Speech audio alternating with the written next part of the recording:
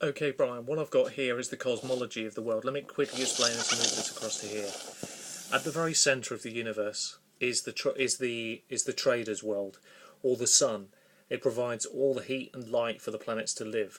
The trader's world exists in a hollow world. That's the idea that I have in my head, which is interesting. It's a really good idea.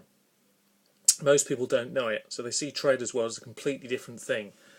Now, as you move away from trader's world, as you get close to the sun, the trader's world, the first planet would be the volcanic world, then it would be the air world, then it would be the water world, then it would be the green world, then it would be Solace, which sits in the perfect band, and the furthest away world would be the dark. Now, why I quite like that is it does two things. The first thing that it does is it actually explains the cosmology of the world, which is beautiful. And secondly, if you imagine, the closer you are to the central world, the trader's world, of the world of life, really, then obviously time moves in a completely different way than if you're all the way out to the dark world. So all that, to me, makes sense. Then the beauty of this is the fact that if you then think, well, if you've got this central figure, this evil central figure, who has managed to manipulate time, then very simply he knows that if he's on Solace and he travels to Trader's World, which would normally be, Trader's World might be operating, because it's in the centre, directly in the past. But if you can travel in an instant to Solace, you're time travelling. So that's the beauty of this. It's actually a way of actually thinking about how time and travel and cosmology can all roll into one. And I want you to give that a good think.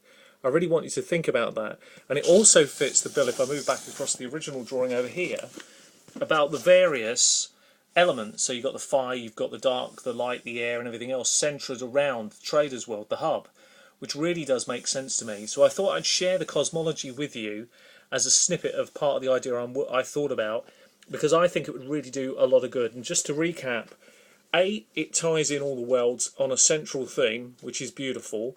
Secondly, it answers the question of time travel. There's an old-fashioned scientific saying that it says simply this: when we observe the planets through a telescope, we are actually time travellers, because we're seeing those planets in the past.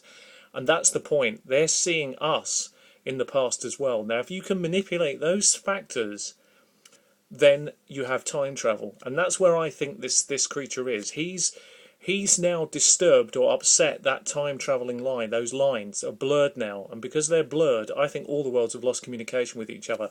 The other thing I want to add very quickly as well is it struck me that to control those areas, so you've got fire, water, earth and air, it's elements. Okay, there are two others, which is dark and light. We can talk about those later. But then surely the ring of elemental control, the command rings, the elemental rings, they've got to be the focus for this bad guy.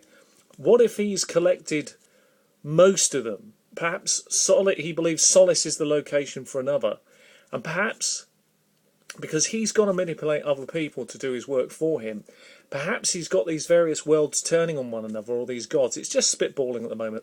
But you get the idea. It should give you some fuel for thought, and it's something I wanted to share with you tonight. I'll try and do some more tomorrow. Anyway, thanks very much. Take care of yourself. All the best from Sean.